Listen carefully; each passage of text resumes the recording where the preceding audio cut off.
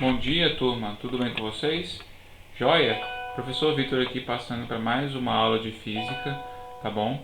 E a gente vai dar continuidade então ao nosso estudo aqui do magnetismo, tá legal? Visto que na última aula a gente falou sobre o campo magnético terrestre, sobre o campo magnético de forma geral, as condições principais para que você tenha magnetismo, né? Os três princípios fundamentais: alinhamento espontâneo, atração e repulsão, tá? E, e agora eu quero te mostrar uma outra forma, tá, da gente ter campo magnético. Será que só existe ímã natural, né? Você vai perceber que não. Existe magnetismo em outros locais também de forma artificial. A gente pode colocar magnetismo no material. Bem interessante, né? Então, desde sempre, desde o começo do ano, eu tenho falado com vocês. Olha, gente, magnetismo e eletricidade eles vão andar juntos, mas eu vou te mostrar depois. Pois é. Então chegou a hora de eu te mostrar o porquê, tá? Que eles andam juntos, tá certo? Hoje eu quero falar com vocês sobre campos magnéticos criados por correntes elétricas. Mas professor, magnetismo pode ser criado a partir de eletricidade? Gente, pode sim, tá? E é perfeitamente possível isso, tá? Vamos olhar as origens para saber de onde que vem, né? De onde que vem, né, essa união de magnetismo e eletricidade, essa parceria, né, se a gente pudesse falar assim, tá bom? Um experimento bem interessante, né, feito por acaso, né, que a gente chama de experimento de Ørsted, em homenagem ao cientista que fez, né, ele por um acaso tinha uma bússola próxima a um fio que conduzia energia elétrica, né. No momento em que esse fio ele estava ligado na bateria, ele percebeu que existia o fluxo de corrente elétrica aqui, né, ó, tinha corrente elétrica passando, né, e a bússola estava apontando numa certa direção, tá? Aí o que ele fez? Por um acaso ele foi e desconectou essa bateria aqui, ó, abriu o circuito. Então ele cessou o quê? A passagem de corrente elétrica. No momento em que cessou a passagem de corrente elétrica, ele olhou para a bússola de novo e falou: uai, mas a bússola não está apontando no mesmo sentido que ela estava antes, né? Isso era indicativo de quê? De que a corrente elétrica que circulava ali ao redor do fio, ela interagia com o campo magnético. Existia alguma interação entre a corrente elétrica que estava ali e o ímã da bússola, né? Mais tarde, então, a gente pôde afirmar com certeza, a partir do experimento de Ørsted, que é o início do eletromagnetismo, né, que eletricidade, ela gera o quê? Ela gera magnetismo, tá? Naturalmente isso acontece, naturalmente, né? O movimento ordenado dos elétrons vai produzir magnetismo ao redor de onde eles estiverem circulando, tá? É a natureza, isso acontece, tá bom? Então, a partir do experimento de Ørsted, a gente tem o início de quem? Do eletromagnetismo, tá? Agora, as duas ciências que eram estudadas separadamente, o magnetismo e a eletrostática, a eletrodinâmica, agora elas se unem, né? Eletromagnetismo. Então, fenômenos elétricos e magnéticos eles vão permear o estudo de um e de outro. Eles vão estar todos juntos ali, tá? Então tá bom.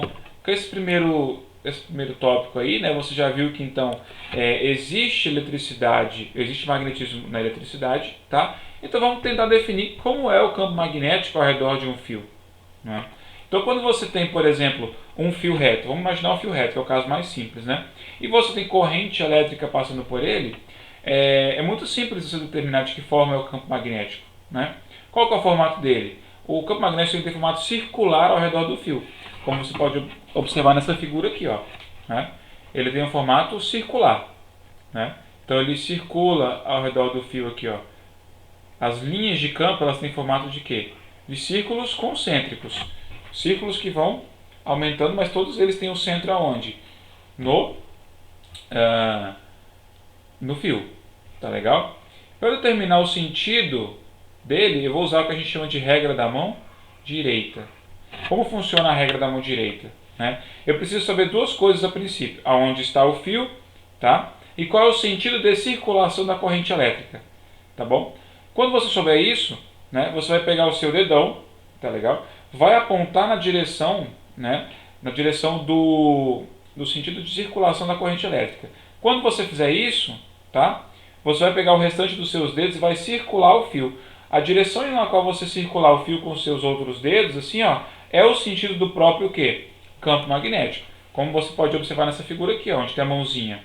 Olha, então você tem o dedo, dedão, né, a polegar apontando para cima e você circulou o fio com a sua mão, tá? Circulou no sentido ali anti-horário. Circulou no sentido anti-horário, então o campo magnético ele também gira no sentido o quê? Anti-horário.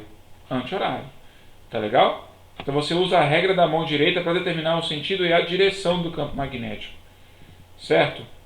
Tá? E observe que agora nós estamos falando em coisas que são tridimensionais, né? O campo magnético ele vai ser tridimensional, ou seja, o fio está em uma direção e o campo magnético está em outra totalmente diferente. É como se você tivesse um fio aqui ó, e o campo magnético circulasse ao redor dele aqui, ó. Tá bom? E você não vai, outra situação, você não vai perceber de cara aqui, ó, polo norte e polo sul. Eu não tenho como definir polo norte e polo sul, porque como ele é um círculo, não existe o começo e o fim, aonde entra e aonde sai. Não é verdade? Se você observar ali, mas cadê o polo sul, cadê o polo norte? Tá? Então aí já é uma situação um pouquinho diferente. Tá certo? Mas eu vou te mostrar como é que você analisa isso daqui, ó. Eu não vou analisar só as linhas de campo. A gente viu na aula passada, e vamos ver de novo agora, tá? Que você tem que fazer a representação do vetor indução magnética. Você lá não tinha um vetor que representava o campo elétrico em todos os pontos do espaço? Aqui eu também vou ter um vetor que representa o campo magnético em todos os pontos do espaço. Esse vetor é o vetor B. Nós chamamos ele de indução magnética. A sua unidade de medida é o Tesla, tá? Vou colocar aqui, ó, Tesla. Vamos falar um pouquinho mais para frente, né? Mas o importante é você perceber que sempre, tá? O vetor de indução magnética ele vai ser tangente às linhas de campo. Então você tem um sentido de circulação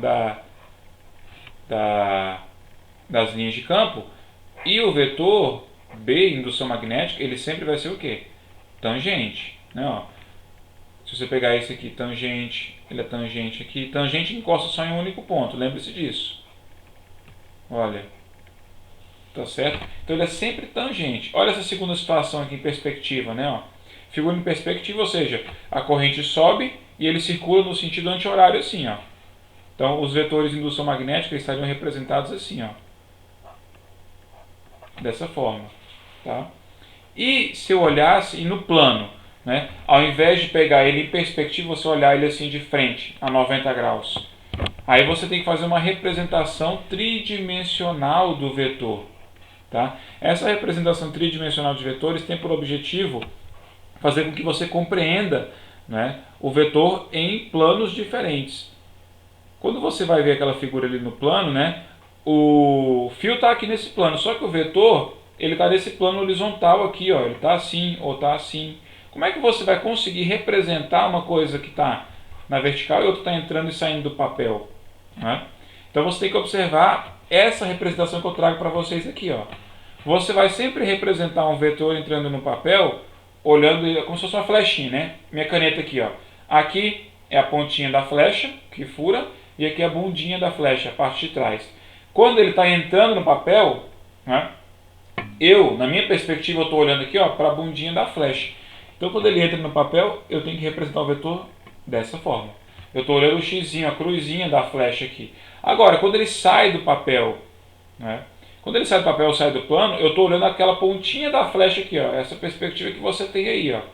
Você olha a pontinha da flecha, né, então você vai ver só um pontinho no meio, exatamente o que está aqui. Ó. Essa representação, um pontinho. Então você pode voltar ali, ó, nessa figura, e representar o campo magnético. Né? Nesse caso da perspectiva aqui, ó, à direita, você vai perceber, circulando com o seu dedo, que ele está fazendo o quê? Seus dedos entram na tela. Então, representa o quê? Vetores, indução magnética, entrando na tela. E do lado de cá, ó, se você circular aqui, você vai ver que ele vai estar saindo. Então, ele sai. O vetor sai. Então, a representação no plano é assim, em perspectiva você pode representar desse jeito aqui. Ó. Tá? Tudo isso baseado em quê? Na regra da mão direita, para representar o sentido e direção do campo magnético. Né? Essa figura aqui é só para vocês lembrarem, né? Ó, como representar o vetor de indução. Sempre ele tem que ser o quê? Tangente as linhas de campo. Tá? Não esquece disso. Beleza? Tá bom, professor, você já me falou a direção e o sentido desse campo magnético. Tá? Agora eu quero saber como vai ficar o módulo, a intensidade do campo magnético. Com certeza você vai perceber, tá bom, que quanto mais próximo ao fio, vou deixar aquela figurinha, quanto mais próximo ao fio, maior é a intensidade do campo. Concorda comigo? Quanto mais próximo de um ímã, não é mais forte o campo? Então, quanto mais próximo do fio que produzir esse campo, mais intenso ele vai ser. Né? E ele depende de 3 parâmetros. Esse campo magnético depende de 3 parâmetros. Né? Vamos listar eles aqui. Ó. O módulo depende da corrente elétrica, ou seja, quanto maior a corrente elétrica, maior vai ser a intensidade do campo magnético. Depende da distância perpendicular aqui, ó, entre o fio e o ponto, onde eu quero saber o campo magnético. Então, se eu quero saber aqui, ó, o campo aqui, ou aqui, ou aqui, tá legal? Eles vão ter valores diferentes, baseado em quê? Que essas grandezas são inversamente proporcionais. O campo magnético é inversamente proporcional à distância. Quanto maior a distância, menor o campo. Quanto menor a distância, maior vai ser o campo. Tá legal? E por último, tá? Assim como o campo elétrico, o campo magnético também depende de quem? Do meio aonde ele se encontra. Então, essa constante aqui, ó, μ0, que a gente chama de permeabilidade magnética, no caso a gente vai usar o valor só do vácuo, né? Ela vai tratar para você, vai mostrar para você o quanto que o meio ao redor ali deixa penetrar o campo magnético. O vácuo, ele é o caso o mais extremo, ele aceita em todas as proporções o campo magnético, ele não restringe em nada. Todos os outros meios têm permeabilidades menores do que a permeabilidade magnética do vácuo. Tá? De modo que você pode utilizar essa equação aqui, ó, que nós vamos escrever, tá? μ0, que é a permeabilidade vezes a corrente, dividido por 2π vezes d. Tá? Professor, por que tem 2π? Por que tem o d? Por que é assim? De acordo com a geometria do problema. Né? Não cabe aqui a gente agora querer deduzir essa fórmula, isso a gente deixa para uma instância superiores, né? Se você for estudar física ou engenharia, ou se tiver física no seu curso superior, você vai entender, né, e for estudar o eletromagnetismo, você vai entender por que o campo magnético ele é calculado daquele jeito. Tem tudo a ver com a geometria do problema. Né? Então vamos pegar esses conceitos que a gente pegou aqui e vamos aplicar em partes práticas mesmo. Né? Vamos colocar 2 exemplos aqui. Ó. Vou listar aqui agora para vocês e aí eu já volto. Só um minuto. Pronto, foi rapidão aí que escrevi os exemplos para vocês. Tá? Então no primeiro exemplo aqui, ó, bem simples. Eu tenho um fio, tá? Um fio reto. A gente fala que ele é infinito, nos problemas você vai ver que eu falando que ele é infinito, porque se ele for muito curto, a gente não vai poder aplicar essa sistemática que a gente está falando. Então ele tem que ser considerado um fio reto longo infinito, muito grande, vamos falar assim, né? No primeiro momento, então, eu tenho um fio aqui percorrido por uma corrente de 10 amperes, tá? E aí eu te pergunto, quanto vale o módulo do campo magnético lá no ponto P, nesse pontinho P que eu marquei aqui, ó, sabendo que a distância entre eles é de 10 centímetros, tá? Então, como eu só tenho um fio, não me interessa saber aqui, ó, por enquanto eu não quero saber a direção e sentido, só quero saber o módulo. Então, se eu quero saber o módulo, então o módulo do campo magnético, μ0 I sobre 2πd.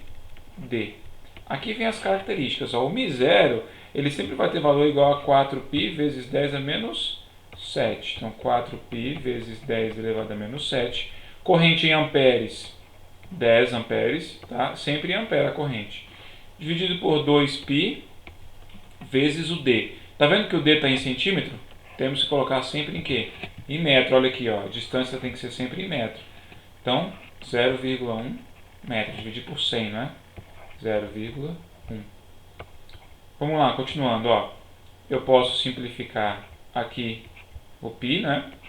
4 e 2, 2, tá bom? Nós vamos ficar com 20 vezes 10 a menos 7, dividido por 0,1. Ou ainda, né? 200 vezes 10 a menos 7 Tesla, tá? Colocando em notação científica, 2 vezes 10 a menos 5 Tesla. Tá? Então determinei aí, ó, qual é a intensidade do campo aqui, ó, nesse ponto. Tá certo? Então comigo, pessoal? E se eu quisesse determinar o sentido, né, a direção e o sentido, aí eu tenho que usar a regra da mão direita. Você vai pegar o seu dedão, né? Não sei se vai sair para o mesmo lado que eu estou enxergando aqui, ó. Eu acho que não vai, tá? Mas, vou fazer igual para vocês verem aí, ó. Então, meu dedão está no sentido da corrente I, certo? Então, olha só, ele tem que ir para cá, beleza? Ele tem que vir para cá, ó. Então, o que eu vou fazer? Eu vou girar a minha mão ao redor do fio. Então, eu vou pegar aqui, ó, deixa eu afastar. Vou pegar a minha mão e vou girar ao redor dele aqui. E em cima, meus dedos estão fazendo o que na tela do computador? Ela tá entrando. E embaixo ele tá saindo, né? Na minha perspectiva, de vocês, né? Agora na minha aqui, ó, para desenhar corretamente, eu teria que desenhar assim, ó. Aqui o vetor de indução magnética ele está entrando no papel e aqui em cima, né, nessa região de cima ele está fazendo o que? Ele está saindo, né? Quando você pegar o vídeo aí, você estiver assistindo, dá uma pausa no vídeo e aplica a regra da mão direita aí, ó, simplesmente olhando a tela, né? Você vai ver que os sentidos são exatamente esses que a gente está falando aqui, tá bom? Certinho? Então vamos fazer esse exemplo número 2, onde envolve dois fios ao mesmo tempo agora, né? Então olha só, o problema se põe o seguinte: determine o módulo, direção e sentido do vetor B, né, o campo magnético resultante, no ponto P. Então você vai observar aqui, ó, que você tem dois fios retos infinitos com correntes distintas e você quer saber aqui, ó, qual é o vetor indução magnética resultante no ponto P, tá? Então, se você quer saber o resultante, eu primeiro preciso saber o quê? Quantos vetores eu tenho e se eu vou ter que somar ou não, né? Então, a primeira coisa que você vai fazer é determinar a direção e o sentido, tá? Vamos colocar aqui, ó, esse é o fio 1 e esse é o fio 2. Vamos determinar o sentido, ó, só vamos olhar para o ponto P, né? Vamos determinar o sentido lá no ponto P. Usa a regra da mão direita aí, ó, e começa pelo fio 1, né? O fio 1, os dedos entram embaixo e saem em cima, tá? Então o campo produzido pelo fio 1 tem essa direção aqui, ó. Tá legal? E pelo fio 2, gente? Pelo fio 2, né? Se você usar a regra da mão direita aí, ó, você percorre o dedão com a corrente com o seu dedão e gira ao redor desse fio. Quando você girar, os seus dedos vão bater na tela, ou seja, eles vão entrar. Então aqui, ó, o campo produzido pelo fio 2 lá no ponto P, ele entra. Tá certo? Olha, professor, são direções diferentes, então tem que subtrair um do outro. Sim, mas desde que você saiba os valores, né? Desde que você saiba os valores. Então vamos agora tentar descobrir os módulos de B1 e B2 para depois descobrir o vetor resultante total. Então o primeiro passo é calcular aqui, ó, tá? Módulo do vetor indução magnética 1. Então é μ0 vezes I1 sobre 2π vezes distância 1, tá? μ0 sempre é 4π vezes 10 a menos 7.